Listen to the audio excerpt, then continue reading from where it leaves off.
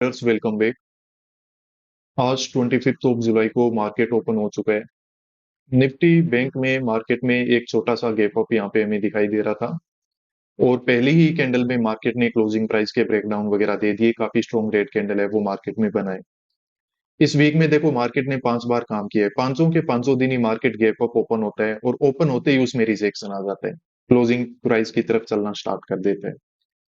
तो ये चीजें मतलब काफी परेशान करने लगती है बार बार जब एक ही एक चीज मार्केट करता है, फिर पता नहीं है मार्केट कहाँ पे किसको ट्रेड करेगा।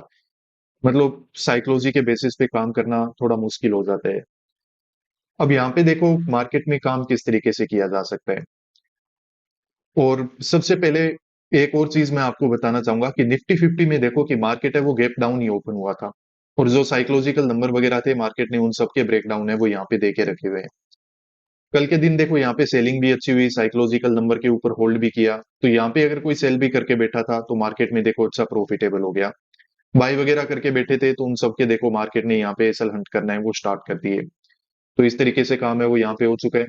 निफ्टी बैंक में अगर देखा जाए तो यहाँ पे भी देखो मार्केट ने कोई सेल वगैरह अगर यहाँ पे कर रहा था तो मार्केट ने उसको निकाल दिया था। यहाँ पे बायर वगैरह ने थोड़े पोजीशन बनाए होंगे क्योंकि ये 57,000 के लेवल के ऊपर ऊपर था, प्लस मार्केट यहाँ पे डबल टॉप सॉरी बॉटम वगैरह बना के ऊपर जा रहा था। तो ये रिजेक्शन भी मार्केट में अच्छा खासा हुआ है, तो मे भी यहाँ पे भी बायर को हंट करके मार्केट ने निकाल दिया होगा। तो वैसे थोड़ा कंफ्यूजिंग मार्केट तो है, अब यहाँ पे बाय करें या सेल करें, पर ओवरऑल देखो मुझे लग रहा है कि यहाँ पे बाय करना ही ठीक रहेगा। क्योंकि निफ्टी और सेंसेक्स में तो यहाँ पे देखो ज्यादातर जो एसएल हैं वो हंट हो चुके हैं। जो साइकोलॉजिकल नंबर थे इनके ब्रेकडाउन वगैरह हो गए हैं। तो यहाँ पे अगर इस तरीके से सेलिंग होती रहेगी ना तो ये कल की चार्ट रिपीट की साइकोलॉजी भी रिपीट हो जाएगी, और इसके अलावा यहाँ पे एसएल नहीं है तो मार्केट नीचे जा कैसे पाएगा। एक रिजेक्शन दिया और अब मार्केट में वापस यहाँ पे रिकवरी है वो स्टार्ट हो चुकी है। देखिए यहाँ पे मुझे लग रहा है कि हमें मार्केट में काम है वो कर लेना चाहिए पहले। काम जो हम यहाँ पे करेंगे वो देखो हम काम करेंगे बाइंग साइड में। मार्केट में अब रिकवरी वगैरह हो रही है, अच्छी रिकवरी हो रही है और ये रिकवरी है वो आगे भी कंटिन्यू हो सकती है।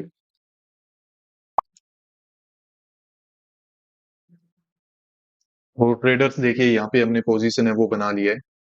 57,000 की जो कॉल है वो हमने यहाँ पे बाय करके रखी हुई है। 370 के एवरेज प्राइस के आसपास ये हमसे बाइंग है वो कंप्लीट हुई है। अब हमने काम यहाँ पे बाइंग साइड में क्यों किया है। देखो मार्केट गैप अप ओपन हो तो प्लान तो यही था कि मार्केट में बाय कर लेंगे, पर वही है कि मार्केट इस वीक में 5 दिन काम किया है और पांचों ही दिन मार्केट गैप अप ओपन होता है और फिर रिजेक्शन में आना स्टार्ट कर देता है। इस तरीके का प्राइस एक्शन है वो मार्केट ने बनाया हुआ है। तो अब यहाँ पे फिर हमने बाय क्यों कर लिया जब मार्केट में रिकवरी स्टार्ट हुई। देखो मार्केट में मुझे एक ही चीज दिखाई दे रही है। कल मार्केट यहाँ से ये डब्ल्यू पैटर्न वगैरह बना के 57,000 के लेवल के ऊपर ऊपर इसने क्लोज किया हुआ था। तो मार्केट में अगर किसी ने बाय वगैरह किया हुआ है ना तो वो 57,000 के लेवल के ऊपर था, और जिस तरीके से ये रिजेक्शन आया है मार्केट में डेफिनेटली उसने अपना पोजीशन है वो यहाँ पे कट कर लिया है। वो यहाँ पे बैठा नहीं रहेगा। प्लस ये है कि कल की अब एग्जैक्ट चार्ट रिपीट साइकोलॉजी है वो यहाँ पे काम कर रही है। तो यहाँ पे हमें मतलब बेटर यही लग रहा है कि मार्केट में बाय करेंगे तो ठीक रहेंगे। मार्केट बाइंग साइड में ऊपर ये ब्रेकआउट वगैरह दे सकता है। इन्हीं सब चीजों को देखते हुए यहाँ पे हमने बाय किया है। दूसरी चीज ये है कि निफ्टी में और सेंसेक्स में अगर आप देखोगे ना तो यहाँ पे एसएल खत्म हो गए बायर के। नीचे एसएल नहीं है। मार्केट जब अब इन साइकोलॉजिकल नंबर के नीचे इस तरीके से आ चुका है, ब्रेकडाउन वगैरह जब इसने दे दिए है, तो यहाँ पे सिर्फ और सिर्फ जो काम कर रहा है वो काम कौन कर रहा है, सेलर काम कर रहा है। जब मार्केट में सिर्फ और सिर्फ सेलर काम करेगा तो मार्केट नीचे देखो सस्टेन नहीं कर पाएगा। इनको निकालने के लिए मार्केट को साइकोलॉजिकल नंबर वगैरह के ऊपर ब्रेकआउट वगैरह है वो देने पड़ेंगे। तो इन्हीं सब साइकोलॉजिकल पॉइंट्स के चलते यहाँ पे देखो हमने काम किया है। थोड़ा जल्दी काम किया जा सकता था नो डाउट। मैं यहाँ कहीं पे ही विचार कर रहा था कि मार्केट में देखो जब ये ग्रीन कैंडल बनना स्टार्ट हुई थी तो ये मैं विचार कर रहा था कि मार्केट में बाय तो किया जा सकता है। पर वही है कि ज्यादा जल्दबाजी में काम नहीं करेंगे, कंफर्मेशन लेंगे, मार्केट में एक रिकवरी का मूव आने दो, और फिर जब हाई के आसपास से रिजेक्शन आएगा ना मार्केट थोड़े नए सेलर को इनवाइट करके ऊपर ब्रेकआउट दे देगा। तो कोई दिक्कत नहीं है, देखो मार्केट में प्रॉफिट बन जाना चाहिए। ठीक साइकोलॉजी के साथ मार्केट है वो काम कर रहा है। और अभी अगर बात की जाए तो कुछ ना कुछ प्रॉफिट में ही हम चल रहे हैं। मार्केट में 20-25 पॉइंट है वो कैप्चर कर चुके हैं, बाकी बचे हुए पॉइंट भी मार्केट जल्द से जल्द हमें बना के दे देगा। के ट्रेडर्स तो यहाँ पे जो भी पोजीशन हमने बनाई थी उससे जीते वो हमने ले रखा है। मार्केट में हमने 60 पॉइंट का एसएल है वो आज बुक है वो यहाँ पे दिया हुआ है। 9:30 के आसपास काम किया था एंड 10:15 के आसपास यहाँ से जीत है वो हमने ले रखा है। कॉल बाई की थी हमने। तो मार्केट देखो काफी कंफ्यूजन क्रिएट करने की कोशिश कर रहा है। यहाँ पे निफ्टी बैंक है वो ओपन हुआ गैप अप, और निफ्टी 50 है वो ओपन हुआ था गैप डाउन। अब निफ्टी और बाकी ये जो पूरा एनालिसिस आज के दिन हमने करके रखा था, तो प्लान हमारा यही था कि मार्केट अगर देखो गैप डाउन ओपन होगा तो मार्केट में हम क्लियर कट एक ही व्यू रखेंगे, और वो व्यू क्या होगा कि मार्केट में हम यहाँ पे सेल करेंगे, क्योंकि मार्केट में एक अच्छी सेलिंग हुई, रिट्रेसमेंट हो चुका है। यहाँ पे कुछ बायर होंगे, मार्केट गैप डाउन ओपन होगा, तो इन बायर को हंट करने के लिए मार्केट नीचे की तरफ चला जाएगा। तो दूसरा हमारा प्लान ये था कि मार्केट अगर by mistake gap up open हो जाता है, जिसकी पॉसिबिलिटी कम ही दिख रही थी मुझे, पर फिर भी मार्केट अगर गैप अप ओपन हो जाता है तो उसका मतलब ये है कि देखो ये बायर है वो प्रॉफिटेबल हो जाएगा और मार्केट यहाँ से कंटिन्यूसली ऊपर है वो निकल सकता है। ये सेलर है वो भी ट्रेप हो जाएगा, यहाँ पे अगर कोई सेल करके बैठा है वो भी ट्रेप हो जाएगा, तो मार्केट है वो ऊपर निकल जाएगा। पर मार्केट देखो गैप अप ओपन भी हुआ और मार्केट गैप अप ओपन नहीं भी हुआ। निफ्टी में तो हमें गैप डाउन दिखाई दे रहा है, तो उसको देख के तो मन कर रहा था कि सेल करो, और यहाँ पे मार्केट है वो ओपन हो गया गैप अप। और गैप अप भी मार्केट ओपन कहाँ पे हुआ, एग्जैक्टली वहीं पे जहाँ पे हमने रेजिस्टेंस है वो लगा के रखा है। तो इस तरीके का मार्केट है वो, देखो मुझे तो कंफ्यूज कर दिया आज इस मार्केट ने, और हम सही तरीके से यहाँ पे डिसीजन है वो मार्केट में नहीं ले पाए।